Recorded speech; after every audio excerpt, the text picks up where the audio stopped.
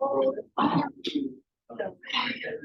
right, guys. So, mercantilism, real quick. You just had this assignment yesterday. You're supposed to complete, work on. Hopefully, you guys completed and turned it in. Yeah, I'll be graded on next year. So, real quick, let's go over this little cartoon together so we're all on the same page. We're all on the same understanding of it. So, what's going on here in the political cartoon? So, at the top, the title, that's the best place to start. Mercantilism. What does mercantilism mean again? Paul, thank you. Like when a country's power comes from its exports. Okay. Imports. Well, it's imports. Yeah, good. So with England especially, right? I mentioned about how they're going to be dominating the seas and controlling a lot of territory, and not only just in Africa, but in India, Australia, parts of Canada, all we know is modern day United States, and even Central America, parts of Central America. So their expansion is really becoming powerful at this time, dominant, and expanding many places all around the world. At one point, by the 1800s, they'll control about 70% of the world's landmass, which is amazing to think about because England's what? It's just an island, right? And they're dependent on the resources and materials coming into the island. So it's important to note with mercantilism, this is the idea that you're known, your wealth is built off of the imports from other areas, other territories, and this is going to ultimately lead to wealth. And with wealth comes someone, please. I've been saying it a lot. Connor, power. Yeah, good job. All right, so with that, okay, mercantilism, this is the idea too, where these European countries realize that there's only a limited amount of resources out in the world, right? So you didn't have to have some sort of control over it, a monopoly, in other words, of these resources. If you can control the resources and materials, you can set it at whatever price you want, okay? And in many cases, the goal was maybe trying to get an alien from space and get 6 infinity stones to wipe out. No, I'm just kidding. Wrong story. Anybody catch? Anyway. That's like having a hotel in the blue houses and like those are like, I don't know, like the orange or something. What? You said Monopoly. And I know this is what you were talking about, but it's what I know, but it's what I thought of. The mother country's like having hotels on the blue ones. Okay. Dark blue ones. Yeah. And the other ones are like the oranges or something, feeding the money Brown. to that. If the browns and light blues. I see what you're saying. What you mean by the light blue oranges? You get We should play the His theory. No. Yeah. All right. You should play nice. All right, fine. That's material talk. I gotta talk about the sun god today. Oh man, sun king. Come on. All right. Anyway, so we have mother country. Oh, Right. As you can see, the mother country looks a little beast, right? In any case, she is accepting a lot of materials coming in from the colony. And it kind of just proves that this is leading to an age where there's going to be absolute power held by the monarch. Okay. And all that absolute power is going to sometime eventually come to an end. But anyway, Carolyn, go ahead.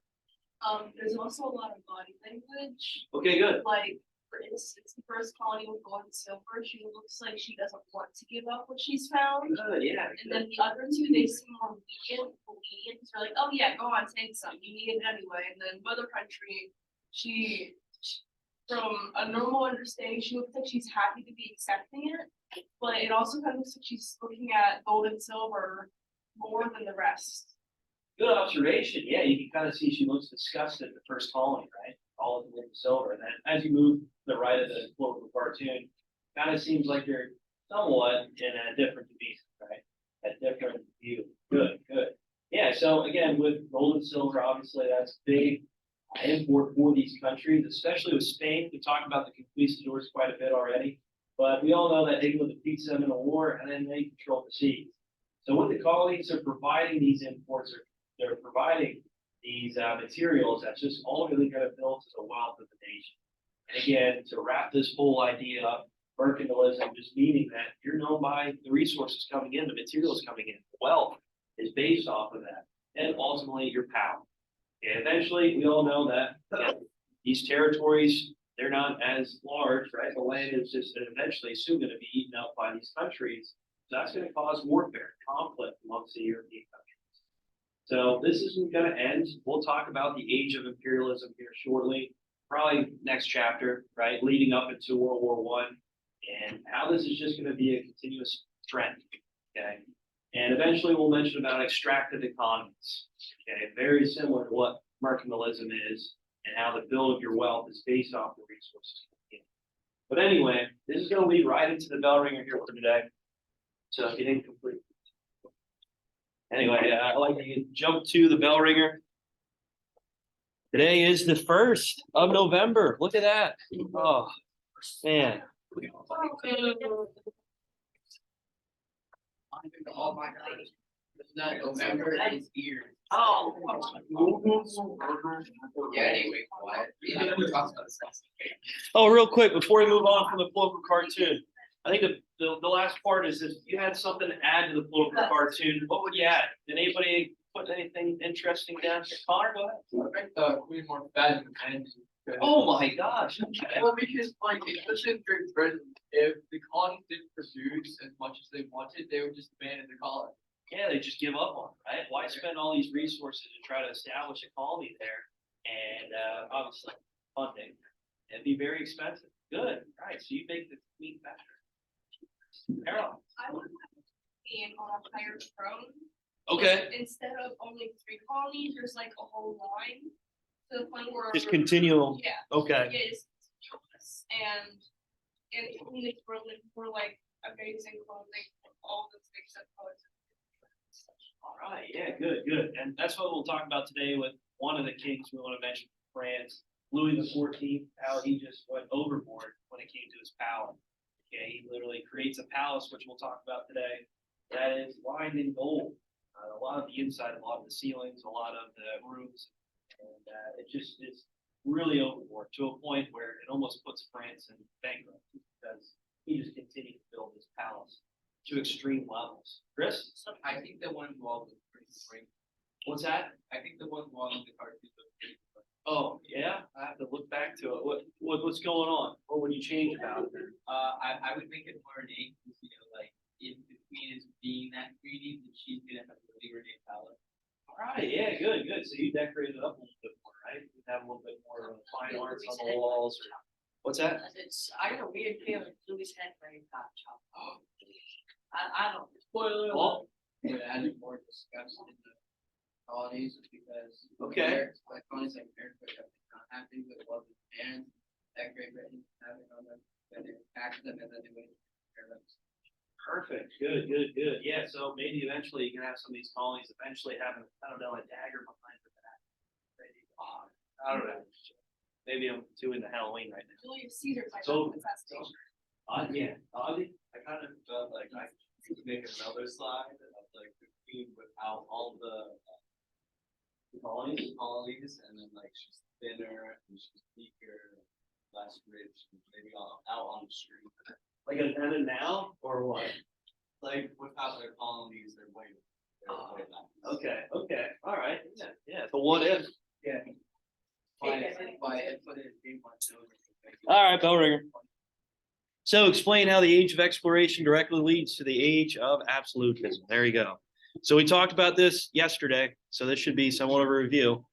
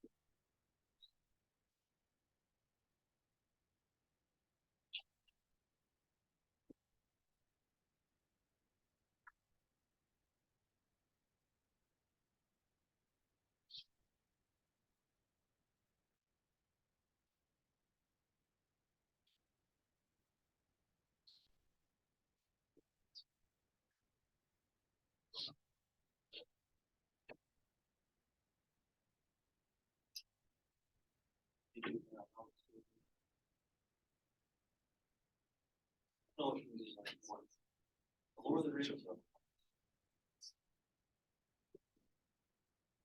I never saw them. Not interested in seeing them.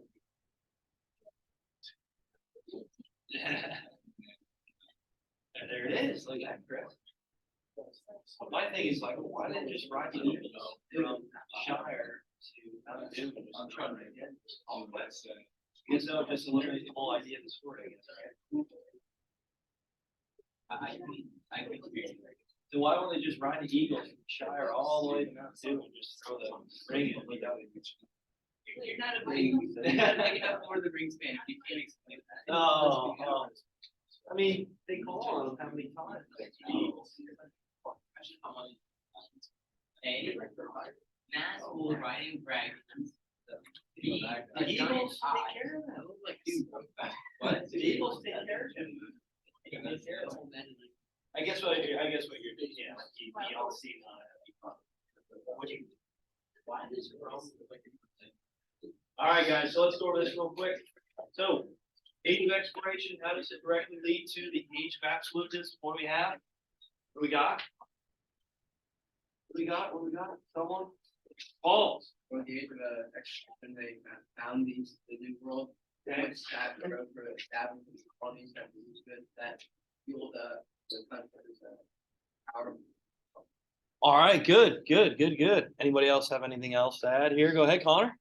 I had the premature declaration, some European countries as well. Not a lot of the current monarchs do have absolute power over everything. Awesome, good. Wyatt? That's exactly what I was gonna say. Okay, all right. So yeah, we talked about it already with the age of exploration, the three G's, right?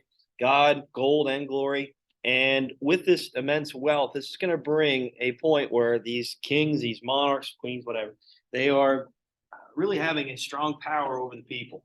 And with these advancements in technology, which we're going to talk about in this chapter, okay, especially with the military and scientific revolution happening right at this time, okay, this is going to lead to more power being given to the king. And we already talked about the Reformation, right? The Catholic Church is dwindling in power, declining in power, to a point where the power is going to be given right to the kings. Okay, so this age of absolutism takes hold. And we'll mention more in this chapter too with the Enlightenment period, where these new ideas of political structure, how government should act, is going to start to emerge and lead to revolution. All right, so here are your terms for today. Absolutism, Louis XIV, and divine right, and Palace of Versailles. Don't say Versailles.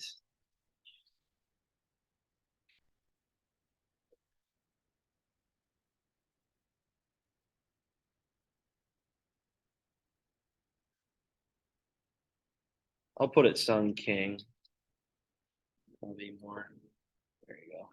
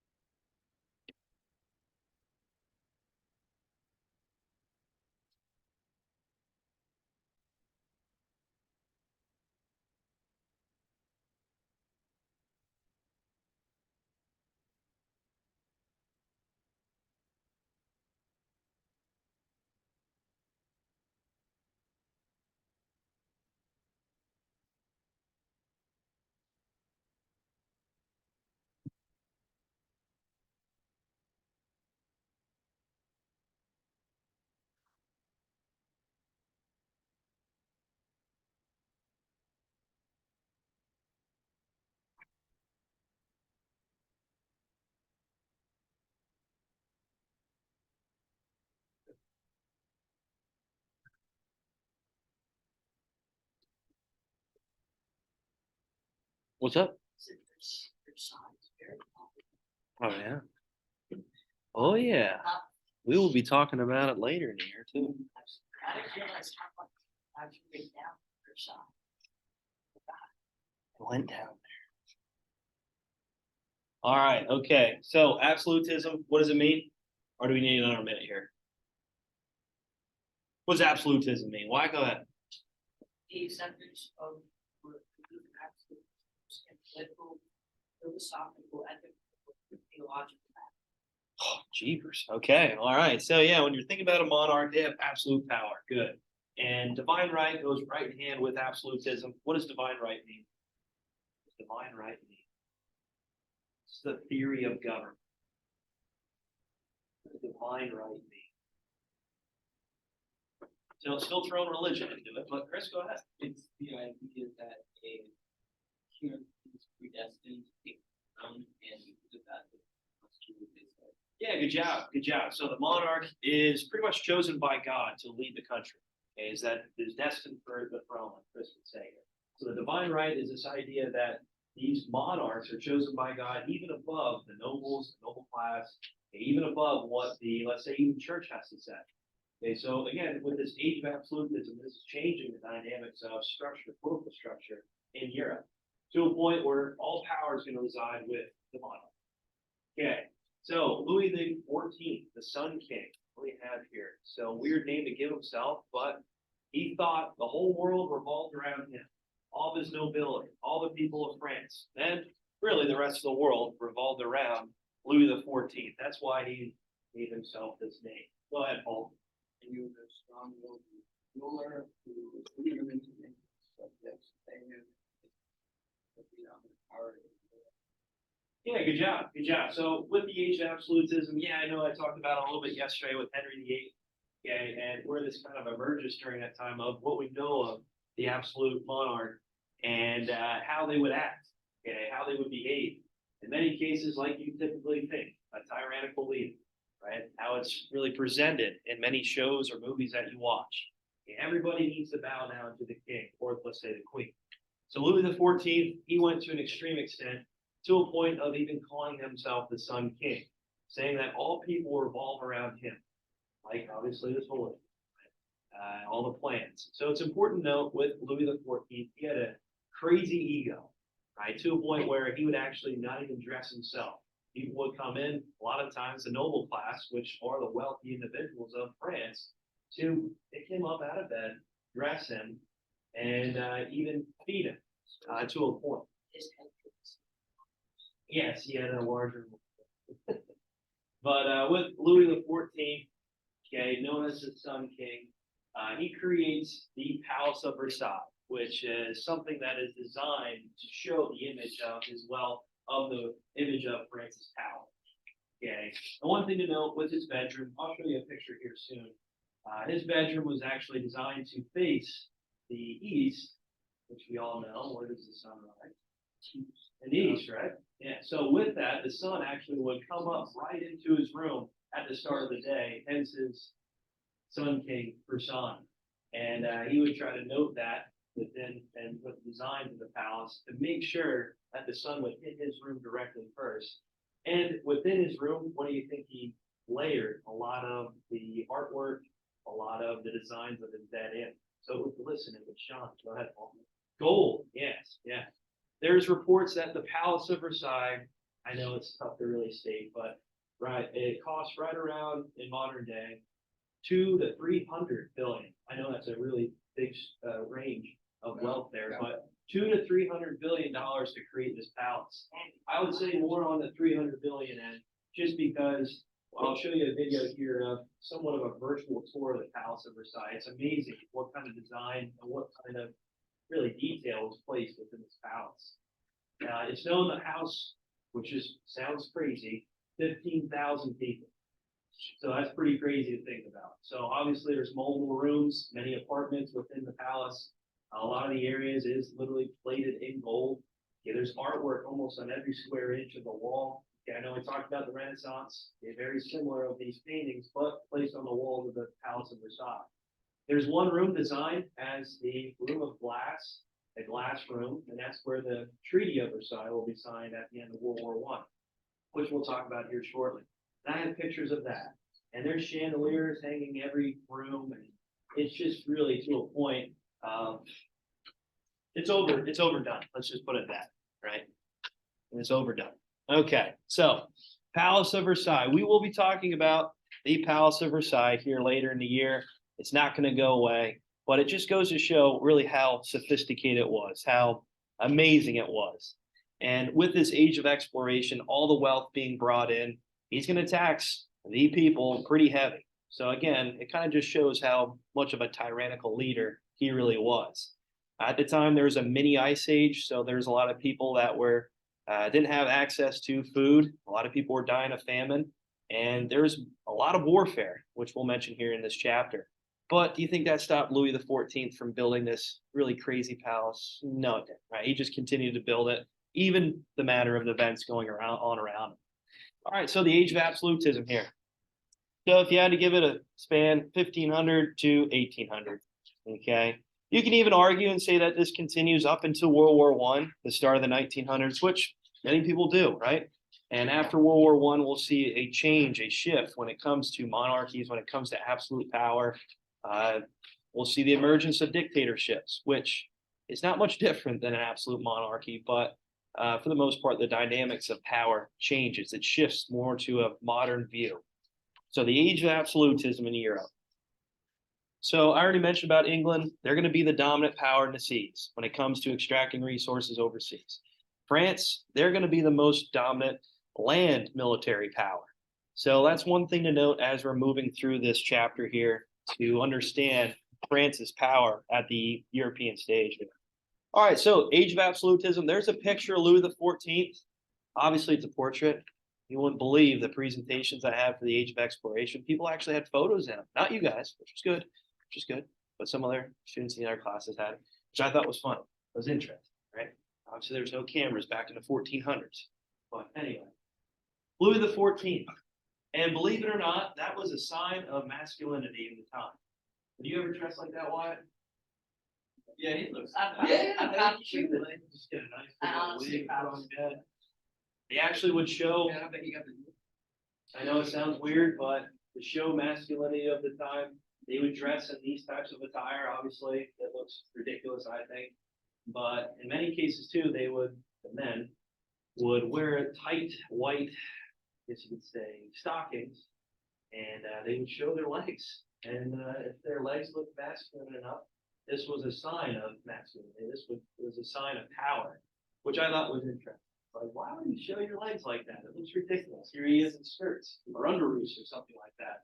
And they're just showing their power through these portraits. But anyway, with Louis XIV, he served as monarch for 72 years, right around 72 years. So make note of that. Okay, so he was around for a long, long time. And the reason for it is because he became king right around the age of 4. So his mother actually presided over as queen in a bit, making decisions for him until he was of age to make decisions for France. All right, so when it comes to his arrogance, it really stems from the wars that started off his leadership. Once of his fathers, the noble class tried to overthrow the monarchy of the time. Obviously, they failed. They weren't able to take over France, in other words. So Louis XIV, as he was growing of age and knowing and understanding of what happened to his father's rule, okay, it was important that he tried to distinct himself as an absolute monarch. He wanted the noble class to literally bow down to his feet, to try to prevent them from rebelling. So this is why he gets the arrogance he does. There's many portraits of Louis XIV, much like this, and much like I was just saying, showing his legs on. And where he is trying to show his presence of power and creating a palace, okay, that really no one's ever seen before. And at the time, it really was something that no one's ever seen before. Even to this day, it is a wild sight to see. It's almost like a wonder of the world in a way. So with the Versailles Palace, this was a sign of power. Okay, again, France, they're going through a lot of warfare. So obviously, when it comes to the standard of living for the people in France, it was tough. And I'm sure you guys heard of French onion soup before, right? You know, it's to a point where this was such a cheap meal that bread, literally just soak it in broth with a little bit of onions in it. That was a common meal. That was a poor man's meal, in other words. But it's still common today, which shows how good it is, right? But anyway, with the bread and food, a lot of people were going through famine and dying of famine. And here, Louis XIV is just building this crazy palace that almost cost up to 300 billion in today's money. So it just goes to show what type of power he had and what type of lack of, I guess, say, compassion for his own people he had. All right, so again, the sun god, the sun king, okay, that's what he referred to himself as because he believed that everybody revolved around him. Okay, obviously, the planets revolve around the sun, and that's what he was making reference to. And with the Palace of Versailles, it's decorated in gold, right? Gold coloring. And this is to show his symbol of his status as sun king, sun god, which again goes over the top, huge ego. But I mean, I guess if your father was almost overthrown and your monarchy almost was taken from you even before you became king, I guess that's the extent you would go. All right, so divine right, absolute monarchs believe that they derive their power from God. Okay, like we mentioned with vocab, okay, this is the king, the queen, understanding that their power is given to them by God, and no one can challenge that, right? Not even the church, not even the Catholic Church, right? Not even what we know, the noble class.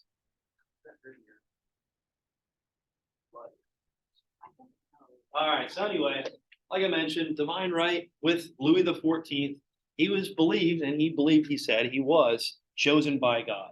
And one of his famous quotes is him saying that he is the state, that he is the power, right? And a lot of people say that really actually didn't happen. But in any case, the way he acted, the creation of the Palace of Versailles, it was one of those status things, the ego of Louis XIV, that just would maybe even prove that he would say that actually. But in any case, that would go on and be a common quote in many movies, right? I'm sure you guys watched Star Wars before, right? Chris, you have your hand up? Yeah, that's what I was gonna reference. Oh, who says it in Star Wars? Yeah, there you go. Okay, yeah. So you can see the connection here, right? You can see how kind of history was woven into that great film.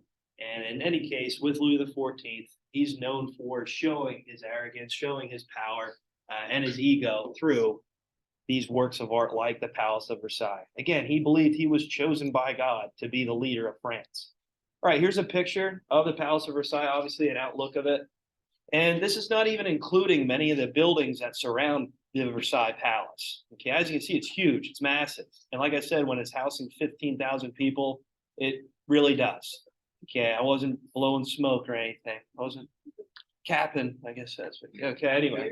So anyway, there's many homes, many buildings that surround the Versailles Palace. And one thing to note too that I didn't include here, which you guys will have the ability to look on a video that I attached to the lesson, is that there's many gardens, okay, many fountains that surround the Palace of Versailles.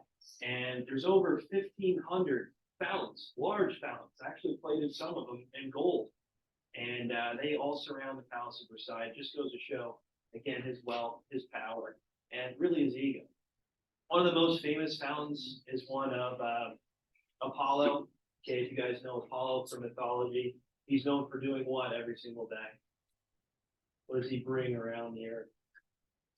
The sun. Yeah, so sun god, sun king, yep. So with that, again, it's facing east. So the sun hits that right away in the morning, and it's pretty cool, right? It's really designed to a point of this ego that he has. All right, here is the mirror room, the room of mirrors. There's close to over 400 mirrors within this room. And again, at the time with mirrors, it was really difficult to make. And he actually stole a lot of these, you can say these artists that were creating mirrors in Italy of the time of the Renaissance. And it was almost like a monopoly for Italy. They were really the only ones that were trained to create mirrors and different types of windows. But he took many of them because he was paying them more to come over to Versailles to create this room filled with mirrors. So he could look at himself everywhere he went. Pretty wild, right? But the Treaty of Versailles that ends World War I will actually be signed in this room. There's many pictures, actual pictures of that, and we'll mention that later in here. So Versailles Palace isn't really going away. Okay. So with this room especially, it's gonna be famed for the ending of World War I. And ultimately, really the start of World War II. But you can kind of see it. I know we talked about the Sistine Chapel ceiling. Actually, today in history, that's when it was finally showed for public to see. The Sistine Chapel is today, back in 1500s. It's pretty wild since we just talked about it. But the ceiling is decorated in many murals, many paintings of difference of looks of mythology and Christianity, and a lot of it just really the wealth of France at the time. So pretty amazing, right? That room alone is probably a pretty penny. Cool. All right, so with Versailles, like I said, Louis XIV, again, just wanted to show his power. Okay, I'll show you a picture of his room. Okay, I think it's important to see his room because it's just crazy. But like I mentioned, he would house many of the nobles into the Palace of Versailles, just so that he could show his power, try to make sure that no one ever rose up against his power, that there would never be a revolution. Obviously, the French Revolution will happen. Okay, with Louis XVI, we all know what happens to him. Yeah, so eventually that will happen. We'll talk about it soon. But with Louis XIV, he actually created the Palace of Versailles outside of Paris. The reason for it, because he didn't want to see a rebellion to take down his power. Yeah, at one point it was hunting ground, it was more like a hunting cabin, but as you can see now, it's a really glorious view of a palace. So with that, again, just showing his wealth, showing his power, and maybe his fear of getting taken over and what's to come. It's like foreshadowing in a way of what France will go through, and really where it started and where it will end with the revolution and eventually Napoleon taking power. All right, so I think, let me see here. I'll go back to the slide then. Yep, okay. I'll show you a map then real quick of Europe, what these kingdoms look like towards the end of the 1800s, okay, and where that will lead to. But I'll show you a picture of Louis XIV's room. I think it's important to see. I think it's funny to see anyway. So here's a map of these countries that are starting to emerge. Okay, I didn't mention much about the 30 Years' War, but that happened just before here at Louis XIV. And that's causing him to try to distance himself away from Paris. Right, there's going to be a lot of bloodshed. So here's where Versailles really is. Okay, Paris would be like right here. Right, again, he's just afraid that who knows what might happen if an outside force, an external force might take him over, or let's say a coup within. Right, here's a picture of his bedroom. Well, of his bedroom. I guess I'll show you this one here. Look at that. Can you imagine having a bedroom like that? There's his bed. He has like a little fencing area, separating himself. Like I said, the nobles would actually wake him up in the morning and dress him. They would see this as a means of power. It's like, oh, I get to dress the king today. This is awesome. Would you want to do that, Parker? Yes, he would. Put his socks on for him? No? Oh, gross. Put your dogs away, right? No, I'm just kidding. Who's the king? Oh, Who's the anyway. king? That's the question.